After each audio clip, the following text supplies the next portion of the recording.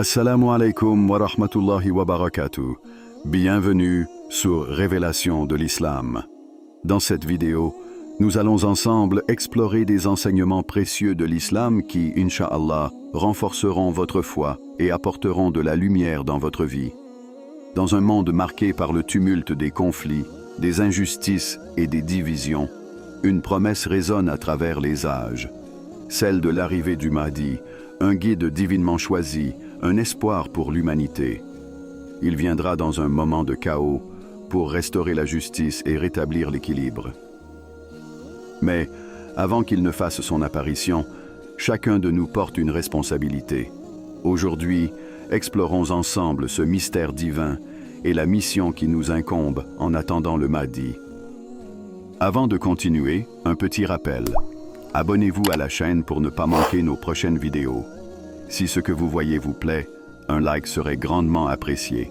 Et n'hésitez pas à partager vos réflexions en commentaire. Merci pour votre soutien continu. 1. Une attente millénaire, une promesse divine. Depuis des siècles, un murmure traverse les âges. Il résonne dans les cœurs des croyants, se propage dans leurs prières et habite leurs espoirs. Ce murmure évoque un homme choisi par Allah, destiné à redresser une humanité vacillante. Le Mahdi, l'attendu, celui dont le nom signifie littéralement « le guidé ». Mais qui est-il réellement? Est-il une figure métaphorique ou une promesse tangible, inscrite dans le destin divin? Et nous voulions favoriser ceux qui avaient été faibles sur terre, en faire des dirigeants et en faire les héritiers. Sourate Al-Qasas 28:5, une promesse qui transcende les époques. Dans ce verset, Allah parle aux opprimés, aux oubliés de l'histoire, ceux qui ont été brisés par les tyrans, asservis par les injustices et réduits au silence par les puissants. Cette promesse de les élever, de les restaurer en leaders et en héritiers, est centrale à la croyance en l'avènement du Mahdi. Il incarne cette promesse divine, un phare pour une humanité à la dérive. Mais pour que ce phare s'allume, il semble que le monde doive d'abord être plongé dans une obscurité totale, un monde au bord de l'effondrement. Imaginez un instant un désert aride. Le soleil brûle la terre craquelée. Aucune ombre ne vient protéger les voyageurs. Les arbres sont morts depuis longtemps et les rivières se sont asséchées. Le silence est lourd, comme si même la nature avait cessé d'espérer. Ce désert est une métaphore de l'humanité au bord de l'effondrement. Les guerres, les injustices et la corruption ont asséché les âmes et brisé les cœurs. Corruption est apparue sur terre et dans la mer à cause de ce que les mains des hommes ont accompli. Sourate Ar-Rum 30:41. Les prophéties parlent d'une époque de troubles sans précédent, une guerre mondiale où le bien et le mal s'affrontent, une époque où les oppresseurs règnent sans vergogne, où les faibles ne trouvent plus refuge et où la vérité est reléguée à un murmure perdu dans le tumulte. C'est dans ce chaos que le Mahdi viendra, comme une pluie bienfaisante dans un désert assoiffé. Pourquoi après une guerre? La guerre, aussi destructrice soit-elle, révèle la nature profonde des hommes. Elle met en lumière les héros et expose les oppresseurs. Dans les récits islamiques, cette guerre précédera l'apparition du Mahdi. Mais est-ce que vraiment la guerre qui appelle le Sauveur, ou est-ce l'état de l'humanité qui nécessite son arrivée? La guerre devient ici une métaphore, le symbole ultime de la fracture de l'humanité. Quand les hommes auront épuisé toutes leurs ressources dans des conflits futiles, ils comprendront leur incapacité à trouver la paix par eux-mêmes. Ce sera alors le moment où Allah enverra son guide. Une question personnelle. À ce stade, une question cruciale s'impose. Si une guerre devait précéder sa venue, quel rôle joueriez-vous? Être croyant, c'est avant tout se préparer. Se préparer spirituellement, émotionnellement, et même physiquement pour les défis de l'avenir. La venue du Mahdi n'est pas une histoire lointaine. C'est une responsabilité qui pèse sur chaque croyant. Seriez-vous parmi ceux qui cherchent activement la vérité? Ou parmi ceux qui ferment les yeux, paralysés par la peur ou aveuglés par les illusions de ce monde? Quiconque fait un bien fût-ce du poids d'un atome le verra. Sourate Az-Zalzala 99:7. Une attente active. L'attente du Mahdi n'est pas passive. Elle nécessite des actions concrètes, une purification du cœur et une réforme de la société. Chaque prière, chaque acte de bonté et chaque effort pour éradiquer l'injustice nous rapproche de cet homme promis. Imaginez que vous vivez dans une maison délabrée. Les murs sont fissurés, les fenêtres brisées et le toit fuit à chaque pluie. Sauriez-vous attendre un architecte pour tout réparer sans faire votre part? Le Mahdi est cet architecte divin, mais il ne pourra œuvrer que si la maison, bien qu'imparfaite, est prête à être reconstruite. Un appel à la réflexion. La venue du Mahdi est une promesse qui transcende les époques, mais elle est également un miroir. Elle nous pousse à nous interroger sur notre rôle dans ce plan divin. Êtes-vous un jardinier, semant les graines du bien dans un monde aride?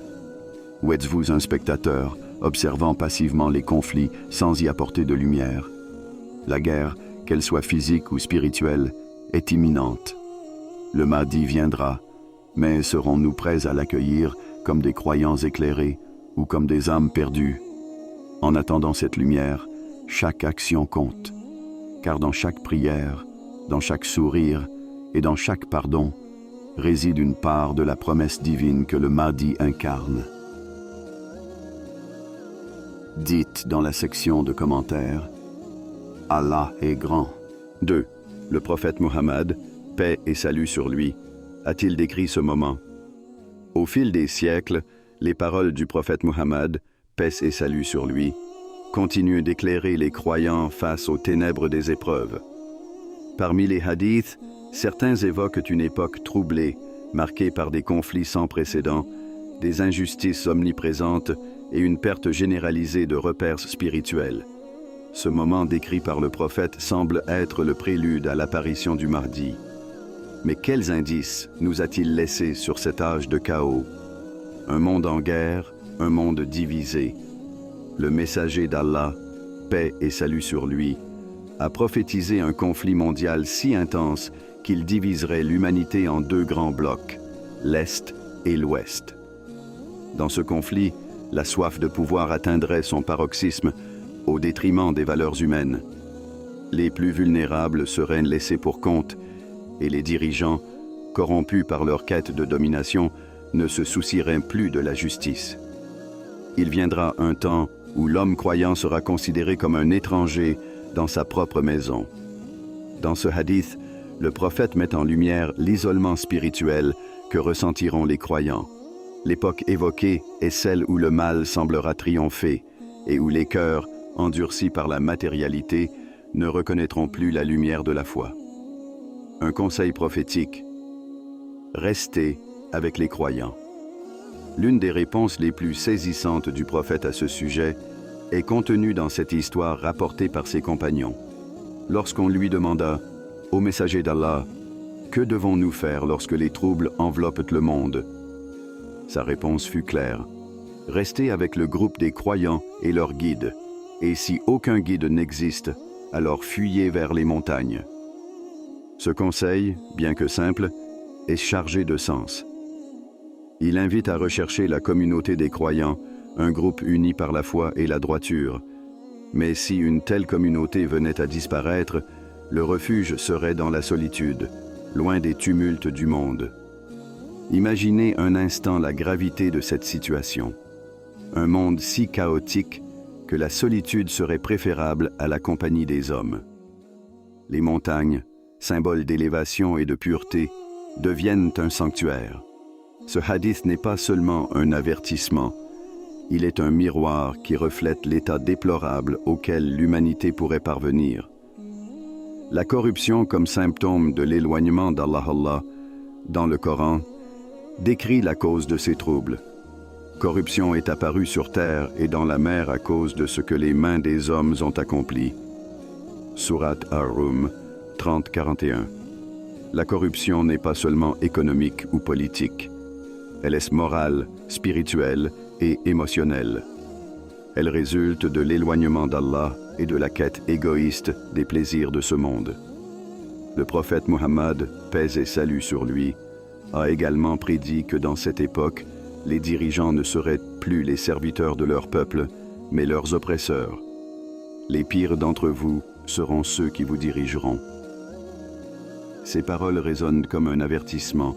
Lorsque la justice disparaît, lorsque les voix des opprimés sont étouffées, le chaos devient inévitable.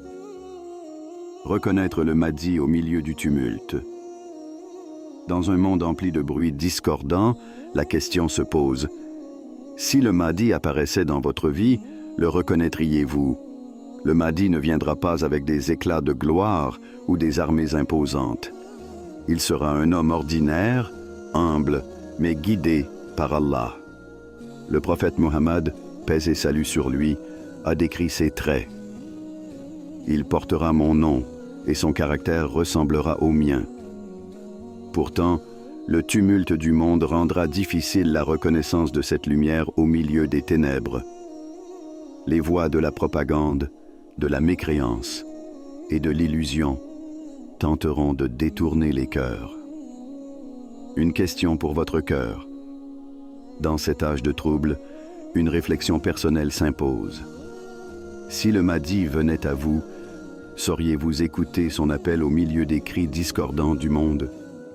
Votre cœur est-il préparé à reconnaître une vérité aussi subtile, même si elle défie les attentes?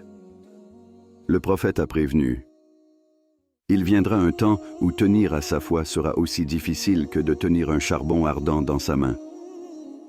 Dans cette époque de chaos, seuls ceux qui ont raffermi leur foi, purifié leur cœur et recherché sincèrement la guidance d'Allah seront capables de percevoir la lumière du Mahdi.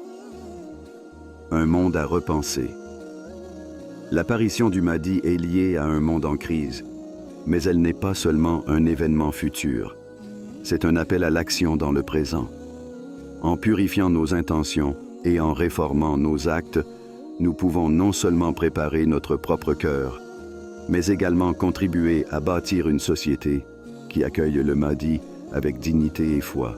Chaque prière, chaque acte de bonté et chaque effort pour s'élever spirituellement est une réponse au chaos décrit par le prophète Muhammad, paix et salut sur lui. Serons-nous de ceux qui reconnaissent cette lumière?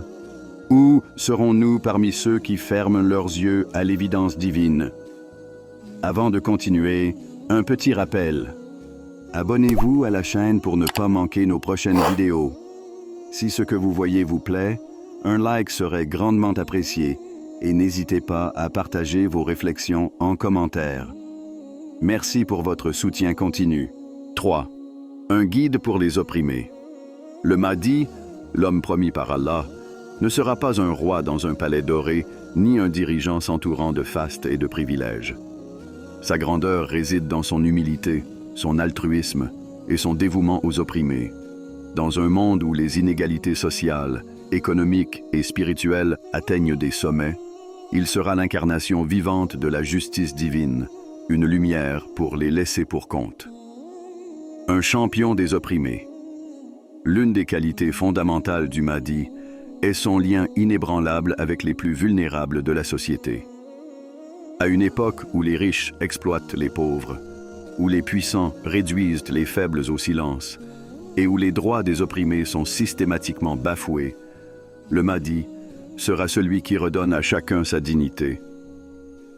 Dans les récits prophétiques, il est dit que le Mahdi redistribuera les richesses avec une telle équité que personne ne manquera de quoi que ce soit. Cette justice, inspirée par Allah, transcendra les structures corrompues de l'époque et restaurera un équilibre perdu depuis longtemps. Une histoire de générosité divine. Une tradition fascinante illustre cette justice parfaite. Il est rapporté qu'un homme pauvre s'approchera du Mahdi et lui dira « Ô guide, je n'ai rien ». Le Mahdi, dans sa bonté, lui répondra simplement « Prends ce qu'il te faut de la trésorerie ». Cet homme emportant plus qu'il n'aurait osé espérer, repartira les mains pleines, comblé de bénédictions. Cette anecdote est bien plus qu'une simple narration. Elle illustre un système où les besoins de chacun sont reconnus et où les ressources sont redistribuées sans discrimination ni avarice. Dans un monde marqué par des inégalités choquantes, où les richesses se concentrent entre les mains de quelques-uns, cette scène semble presque utopique. Mais sous la guidance du Mahdi, ce sera une réalité tangible. Un rappel coranique. La justice divine. Allah, dans sa sagesse infinie, commande la justice et la bienfaisance, des valeurs que le Mahdi incarnera pleinement. Certes, Allah commande l'équité, la bienfaisance et l'assistance aux proches, et il interdit la turpitude, l'acte répréhensible et la rébellion. Surat An-Nahl 16:90. Ce verset est un appel universel à chaque croyant. Mais dans un monde dirigé par le Mahdi, ces valeurs ne resteront pas de simples idéaux. Elles se traduiront en actions concrètes. Les systèmes oppressifs qui favorisent les uns au détriment des autres seront abolis et une société équitable, ancrée dans l'éthique islamique, émergera. L'humilité comme force. Le Mahdi ne sera pas un leader autoritaire. Son pouvoir résidera dans sa modestie et son alignement total avec la volonté divine. Le prophète Muhammad, paix et salut sur lui, a dit « Le chef de la communauté est son serviteur ». Sous cette lumière, le Mahdi ne cherchera ni gloire ni richesse personnelle. Il sera un serviteur d'Allah et de l'humanité, rappelant l'exemple du prophète Muhammad qui cousait ses vêtements, aidait dans les tâches ménagères et s'asseyait avec les pauvres.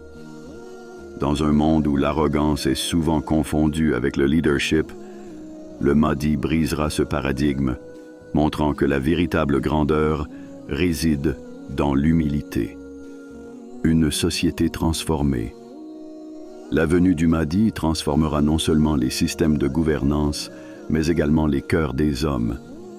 Dans les récits prophétiques, il est dit que sous sa direction, l'amour et la fraternité remplaceront l'envie et la haine. Les injustices qui séparent les riches des pauvres, les forts des faibles, disparaîtront. Mais cette transformation demande une introspection collective. L'humanité devra abandonner son attachement à la matérialité et accepter de vivre selon les principes divins de justice et de bienfaisance.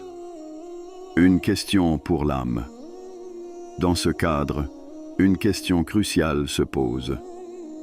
Êtes-vous prêt à abandonner vos privilèges pour vivre dans une société de justice équitable, telle que celle qu'instaurera le Mahdi? Les privilèges que nous tenons pour acquis, qu'ils soient financiers, sociaux ou culturels, pourraient devenir des obstacles à une véritable réforme spirituelle. Seriez-vous prêt à renoncer à ces avantages pour le bien de tous? Seriez-vous capable de partager vos bénédictions avec ceux qui en ont besoin, sans hésitation ni arrière-pensée? Un appel à l'action. L'arrivée du Mahdi n'est pas simplement un événement futur. C'est un rappel pour agir dès maintenant, en cultivant l'humilité, en tendant la main aux opprimés et en défendant les valeurs de justice et d'équité. Nous pouvons commencer à construire un monde digne de son leadership. Le Mahdi ne viendra pas pour résoudre nos problèmes à notre place, mais pour nous guider vers la solution. La véritable question est: serons-nous prêts à suivre ce guide et à transformer notre monde? Un acte de bonté à la fois. 4. Une responsabilité collective, version développée. L'attente du Mahdi, loin d'être une période d'inaction, est une invitation à l'éveil et à l'effort collectif. Chacun de nous, par ses actions, a un rôle à jouer dans la préparation du monde à sa venue. Le prophète Muhammad, paix et salut sur lui, nous a laissé un message clair. Agissez avec droiture, car vous serez récompensés selon vos actions. Loin de rester dans l'attente passive, cette parole nous pousse à prendre part à l'œuvre divine. Dans un monde où la dégradation des valeurs semble omniprésente, chaque action juste devient une lumière dans l'obscurité. Ces petites flammes d'espoir, allumées par des gestes de bienveillance, de justice et de piété, sont les fondements sur lesquels la venue du Mahdi reposera. La lumière dans l'obscurité. Imaginez une nuit sans lune, noire et silencieuse. Dans cette obscurité, un seul flambeau suffirait à percer la noirceur et à guider ceux qui s'égarent. Chaque acte de bien, chaque moment de sincérité dans notre foi est un flambeau allumé en attendant le Mahdi. Les petites actions quotidiennes ont plus de poids qu'on ne pourrait le penser. Que ce soit une prière sincère, un acte de charité, un mot de réconfort à un ami en difficulté, ou même la recherche de la connaissance, chacune de ces actions éclaire un coin du monde plongé dans l'injustice et le péché. Ces actions, bien qu'apparemment insignifiantes, s'accumulent et construisent un monde prêt à accueillir le guide tant attendu. Le rôle du croyant. Et quiconque agit avec droiture, qu'il soit homme ou femme, tout en étant croyant, ceux-là entreront au paradis. Sourate An-Nisa 424. Ce verset coranique rappelle que l'équité et la droiture ne sont pas réservées à un genre, une classe sociale ou une origine particulière. Les portes du paradis sont ouvertes à tous ceux qui, en toute sincérité et foi, agissent pour le bien. Il ne s'agit pas d'attendre que les événements se produisent pour agir, mais de transformer notre quotidien pour aligner nos vies avec les principes de justice, de piété et de bienveillance que le Mahdi incarnera à son arrivée. Construire le futur avec nos mains. La mission de préparer un monde meilleur ne repose pas seulement sur un espoir passif, mais sur une responsabilité active. Nous sommes appelés à façonner, de nos propres mains, un monde qui soit digne de l'arrivée du Mahdi. Cette responsabilité est collective, car chaque individu, chaque communauté a un rôle dans cette transformation. Cela commence par l'exemple. Comment vivons-nous notre foi? Sommes-nous des modèles de patience, de miséricorde et de justice dans un monde déchiré par la haine et la division? Le Mahdi viendra pour restaurer l'équité, mais c'est à nous, dès maintenant, de semer les graines de cette justice dans nos vies et nos communautés. Le poids de l'attente. L'attente du Mahdi, loin d'être une simple préparation spirituelle, exige également un engagement tangible dans le monde. Ne pas agir, c'est risquer d'être passif dans un moment crucial. Un autre hadith du prophète Mohammed, paix et salut sur lui, nous exhorte. L'un de vous ne doit pas dire « Ô Allah, accorde-moi une bonne mort », mais qu'il dise « Ô Allah, accorde-moi une vie droite, jusqu'à ce que ma mission soit accomplie. » C'est cette notion d'accomplissement qui est essentielle. L'attente ne doit pas devenir un prétexte à l'immobilisme, mais un catalyseur pour multiplier les efforts. Chaque action vers le bien compte. La droiture dans la vie de tous les jours, la mise en pratique des valeurs islamiques, la protection des opprimés, le combat contre l'injustice, sont autant d'éléments qui contribuent à créer les conditions d'un monde qui peut accueillir le Mahdi avec dignité. Une question pour l'âme. La venue du Mahdi est une promesse, mais elle exige de nous une prise de conscience immédiate. Dans ce contexte, une question se pose à chacun d'entre nous. Que faites-vous aujourd'hui pour être parmi ceux qui accueilleront le Mahdi avec dignité et foi? Serez-vous parmi ceux qui, dans l'ombre, travaillent silencieusement à la construction d'un monde juste et pieux? Ou choisirez-vous de rester spectateur, espérant que d'autres feront ce travail à votre place? La mission est claire. Chacun de nous doit être un acteur du changement. Le Mahdi viendra, mais c'est à nous de préparer la terre pour son arrivée. Notre responsabilité est de faire de chaque action un pas vers un monde meilleur. Un monde qui, espérons-le, sera prêt à le recevoir. Un appel à l'action collective. Le Mahdi ne viendra pas pour réparer tout ce qui a été brisé sans notre aide. Sa mission sera de guider, mais c'est à nous de préparer le terrain. L'attente du Mahdi n'est pas une attente passive, mais une invitation à participer activement à la construction du monde qu'il restaurera. Unissons nos forces, faisons briller nos petites flammes de justice et de bienveillance, et préparons-nous à ce grand événement avec toute la droiture et la foi qu'il mérite. La responsabilité collective commence aujourd'hui. L'attente du Mahdi n'est pas qu'une question de foi, mais aussi d'action. L'avenir est entre nos mains. Le Mahdi ne représente pas simplement une figure à attendre passivement, mais un appel à l'action. Son arrivée, bien qu'incertaine dans le temps, est une promesse qui nous incite à transformer nos cœurs et nos vies dès maintenant. Préparons-nous à accueillir ce guide divin avec une foi inébranlable et des actions qui reflètent nos plus hautes aspirations spirituelles. Chaque geste de bonté, chaque pas vers la justice, nous rapproche de cette ère de lumière. Alors, serons-nous prêts à répondre à l'appel du Mahdi et à devenir ses alliés dans cette quête de vérité et de paix? Avant de terminer, si cette vidéo vous a été utile et que vous souhaitez continuer à apprendre et grandir dans la foi, n'oubliez pas de vous abonner à Révélation de l'Islam et d'activer la cloche pour recevoir toutes nos nouvelles vidéos.